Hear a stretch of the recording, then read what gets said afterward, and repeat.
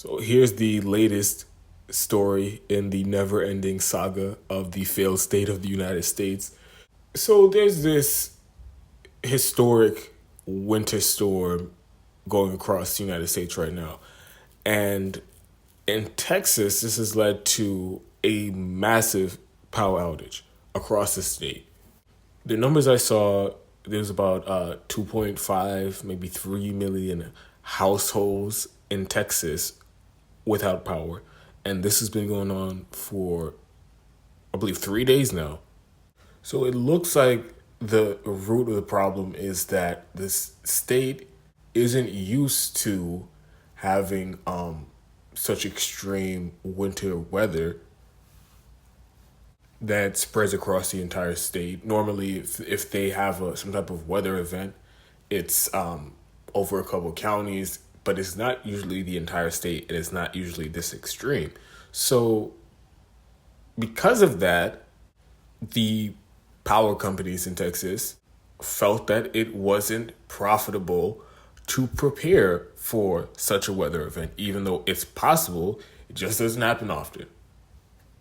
And similarly, the Texas government wasn't prepared. They didn't take the necessary precautions in protecting the infrastructure, not just the power grid, but also the roads. They don't have the resources available to clear the roads.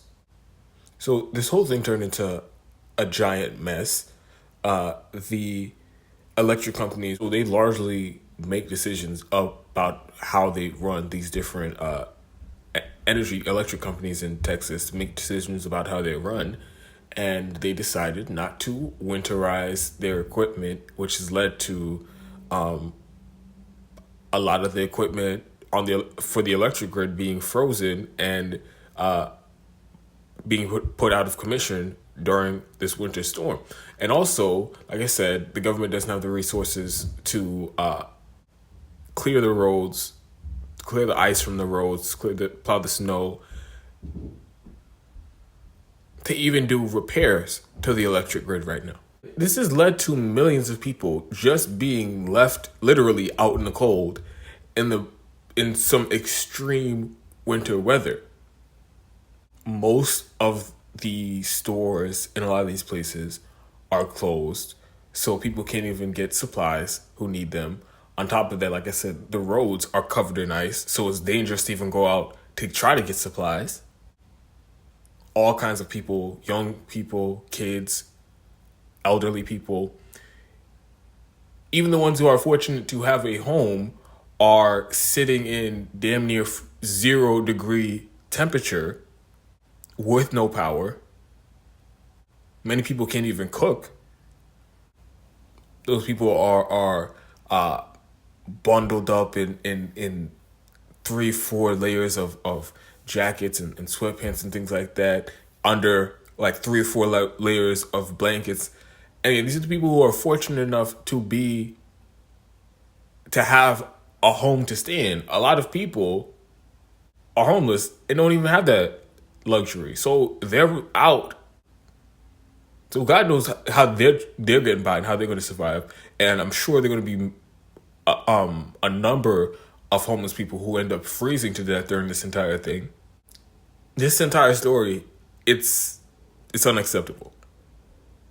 Of course, you have the part about this, these people are paying for this service, paying for reliable electricity, and when they need it the most, in the middle of a wild, historic winter storm, when they need the electricity the most, the people who they've all paid collectively hundreds of millions, if not billions of dollars to provide them electricity, they fail to do their most basic job.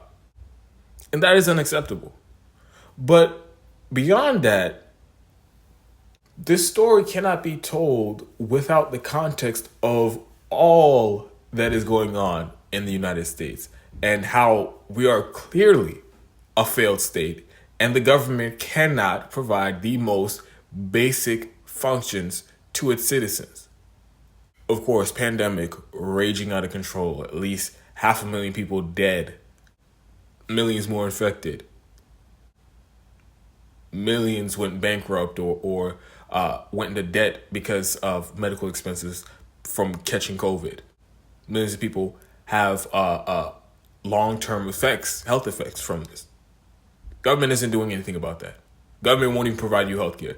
The only discussion around healthcare in the United States, providing healthcare in the middle of a pandemic, has been to provide subsidies to COBRA, which is unaffordable insurance for people who've lost their jobs, or just giving more money to private health insurance companies who are also jacking up the prices for the customers who've managed to keep their healthcare in a pandemic because they haven't lost their job or lost income.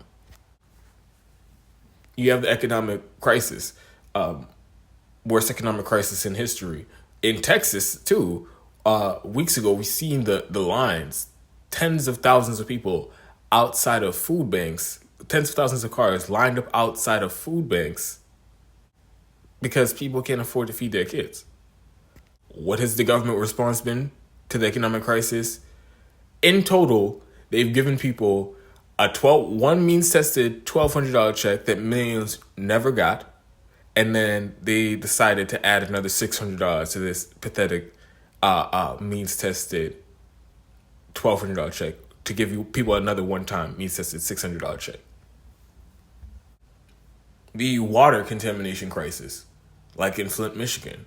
Flint, Michigan is not the only city in this country where there is dangerous toxins in the water. There have been reports that show 3,000 different communities in the United States have lead levels twice as high as in Flint, Michigan. So there's a water contamination crisis across the country. What is the government doing to address that? Absolutely nothing. Public education system falling apart at the seams. So on the most important areas where the government should be most involved in people's lives, they are missing. They are out to lunch, and it's basically fucking anarchy in this country, and that is unacceptable. So this story about this insane power outage in Texas, it really, and of course all the other things that are going on in this country, we need to, as a country, reevaluate the social contract. Because in theory, the social contract is, it's our job as citizens in this country, as residents in this country, to try to be productive members of society, pay taxes, get an education, things like that. And the government's job is to provide services to the public. But the social contract clearly is not working because the government isn't doing their most basic functions on any level. You have the story here about the power outage in Texas. The pandemic raging out of control, 500,000 people dead. They still won't provide people health care. Worst economic crisis in history. Government gave people a $1,200 check and a $600 check. So people just are accepting this as, shrug their shoulders, this is how it is. But this makes absolutely no sense. And if we're going to live in a functioning society, we need to reevaluate how this is working, because clearly this isn't working out. And it seems that the government is, instead of trying to better society, it's the role of the government has been, how do we help corporations maximize profit? And that's why you have situations like what happened in Texas, because all these different power companies basically run the show, and everything that they do is to maximize profit.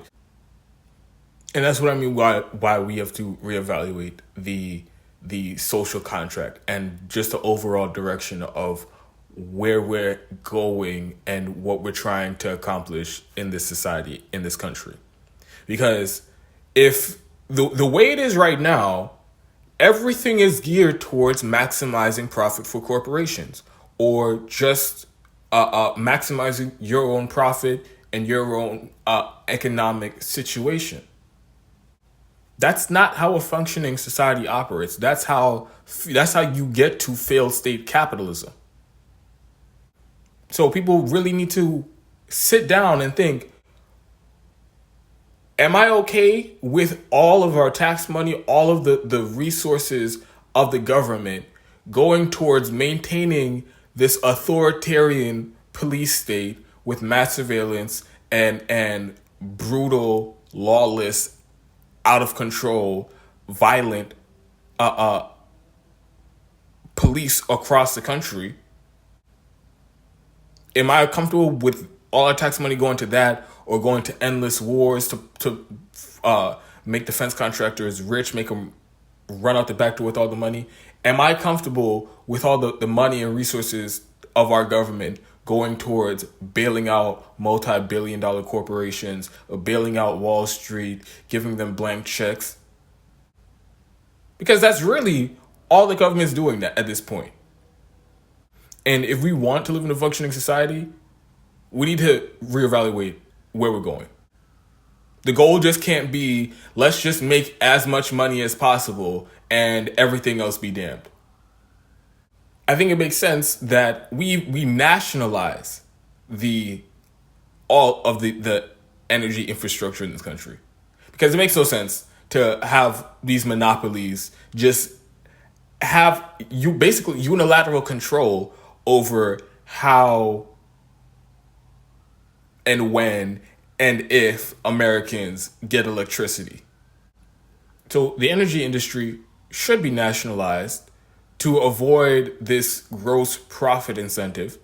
And when you nationalize an industry like that, then you can make the focus be, how do we best serve the public? Instead of, how do we make these executives who run these corporations the most possible money? Because if the government was in control of the energy industry and the government wasn't so beholden to corporate donors, and like I said, if we reevaluated the social contract, then the government would say, all right, we need to upgrade our infrastructure. It doesn't matter if it costs us money. It doesn't matter if we save us money. This is just the most practical way to go about providing energy to our citizens. And if that means they would have taken a loss trying to winterize all of the equipment for the electric grid, like in Texas, then they would have taken a loss, because at the end of the day, the goal isn't to make the most money that you possibly can off the people paying for electricity in Texas. If you're not run by a private corporation, the goal should be, how do we best serve the citizens of this community?